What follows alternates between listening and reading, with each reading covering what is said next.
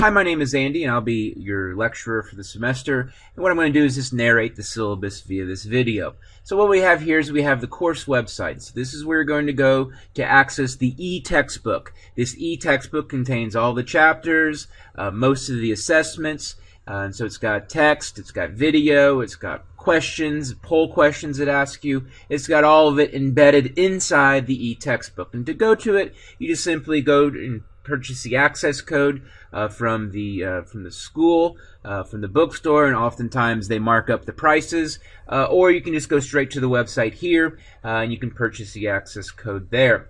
Finally, at the bottom, you'll see the web support link, and oftentimes there will be something that might happen, or maybe there will be you can't view a video. Just simply click on the web support, and it should help you as far as answering your questions in about 24-hour period. There are 15 chapters from the e-textbook from the previous mentioned website. And these 15 chapters, what will happen is a group of them will open on a Wednesday at 12:01 a.m. and then close the following Tuesday night at 11:59 p.m. So essentially you have 1 week to complete whatever chapters are grouped together for a particular week. And just go ahead and fire up the schedule. There we go. So week 1 will begin on Wednesday, May 13th. And end Tuesday, May 19th at 11:59 p.m. and will contain Chapter 1 and Chapter 2. So essentially what happens here is in this course, we all move together. So week 1, we work on Chapter 1 and Chapter 2. Week 2, we then move to Chapter 3 and Chapter 4. Week 3, that's where we see a third chapter added, 5, 6, and 7. And so we have just 3 weeks in which we have 2 chapters, and then 3 weeks in which we have 3 chapters. Which that's the material for that particular week. So I often get the question, can I work ahead? No, you can't. Why? Because we have conversations as groups together. We have discussion forums as groups. And so I want us to be able to talk about the same content at the same time. If we all of a sudden just let everyone go loose, we wouldn't have that continuity. It would just kind of be chaos. And so I like keeping it organized, keeping it synchronous. And so here is the setup for this first summer session 1. In terms of the grading, there's 250 total points for the semester. And you can find the grading scale in the syllabus, and I'm not going to go and cover the grading scale. But where do these 250 points originate? Where do they come from? We've got 15 chapter quizzes, so each chapter has a quiz, and those are worth 10 points each, and so that's 150 points, or 60% of the total points for the semester. But of course, if your grade was completely relying on multiple choice questions, that probably wouldn't be too cool. So what I do is I add other things to add to the various types of assessments. And so there's 3 different assignments, totaling 55 points. Those are all going to be worth different point totals, but total, the 3 assignments are worth 55 points, which is 22% of the total points for the course. So 22% of that 250 total. Then we have 6 discussion forum posts. Those are each 5 points each. And so 6 times 5 equals 30 points, and that's 12% of the total points.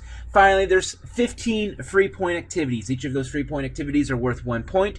I'll also be referring to these as FPAs, and so then that relates to 6% of the total points for the course. Now let's focus in on the assessments. You're going to have 15 different chapters, and each chapter has a quiz. So there's, of course, going to be 15 different quizzes throughout the semester. You'll have 1 week to complete a chapter quiz once it opens. And so if it opens on Wednesday at 12:01 a.m., it then will close the following Tuesday at 11:59 p.m. These quizzes will be 10 multiple choice questions. So there'll be quizzes covering all the readings, videos, and supplemental links from the e-textbook from each chapter. You'll have 20 minutes to complete a chapter quiz once you open it, and studies have said that it's about right as far as the length necessary to answer adequately 10 multiple choice questions. You'll only get 1 attempt, so there's no redos. There's no taking as many quizzes as possible and me scoring the best one. You just get 1 attempt. So you just get 1 shot at each quiz. Next up are the 3 different assignments of varying degrees of difficulty represented in the point totals for each. First off, we've got assignment 1, which is located in chapter 2. So that's assignment 1 will be something that will be due during the first week of the semester. It's only worth 5 points. It's a very, very simple assignment. step up the degree of difficulty for assignment 2, which will be found in chapter 4, and that's worth 10 points. Then there's the country profile assignment. So once again, if this course was just nothing but multiple choice questions, does that really showcase learning? Probably not.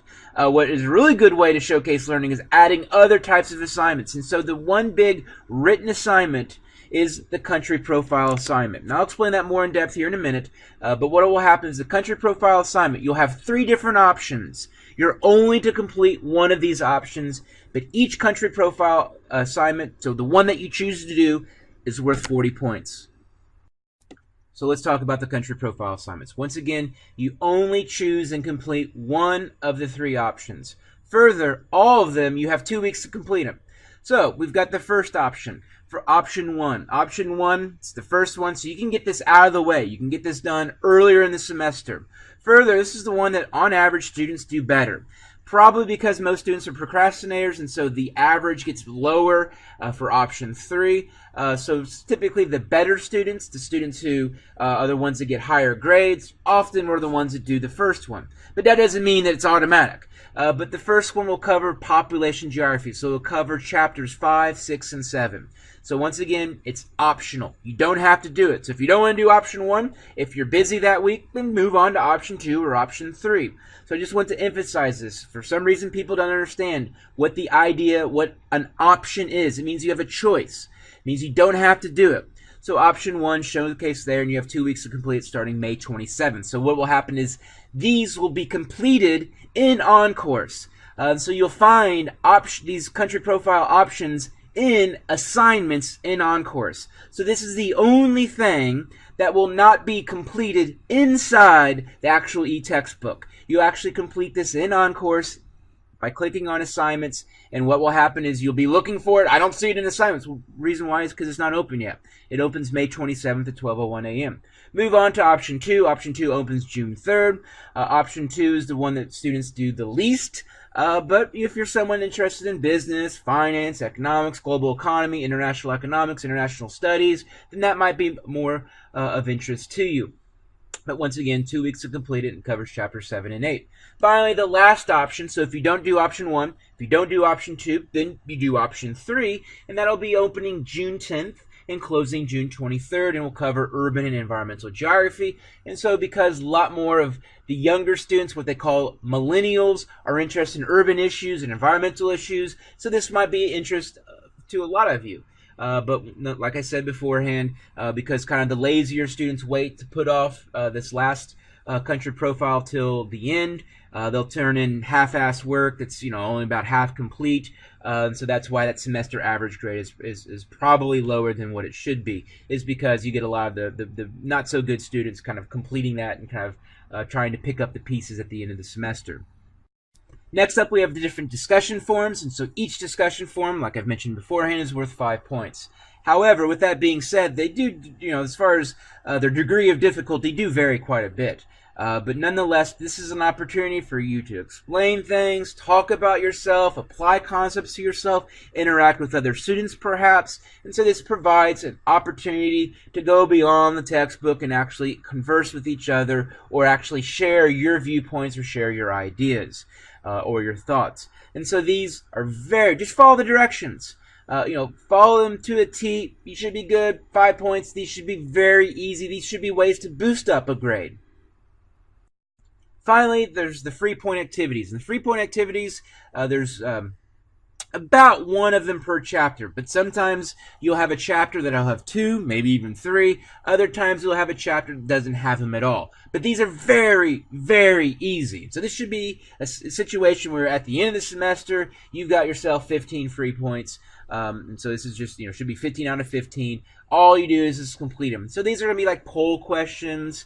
These are going to be questions, how do you feel? What are your thoughts? And what will happen is I'll collect that data, and then I'll share that data with everybody. And so it's kind of a deal where I use this to also understand kind of what you're thinking. But these are very, very simple. And you'll see one starting off the very first chapter at the beginning.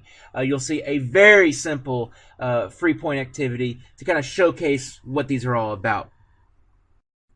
Finally, here's the schedule. And so here's the schedule. This is also in the syllabus, but I highly suggest kind of using the assessments over there on the right hand side as a checklist. And so as you complete one, scratch it off.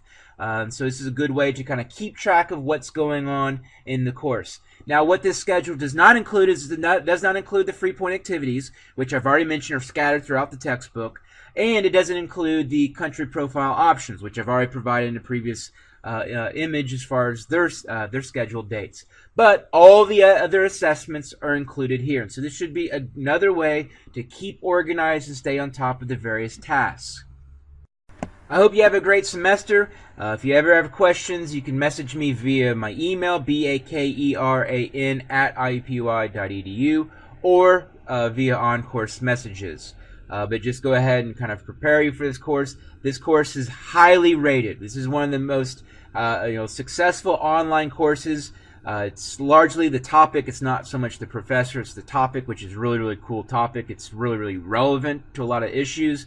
But trust me, this is one of the courses on the campus. It's high enrolling, is always full to capacity, and the reasons for that is because it is pretty well organized, and students like the fact that we talk about Indiana, we talk about Central Indiana, we talk about local issues, but we always try to keep it relevant.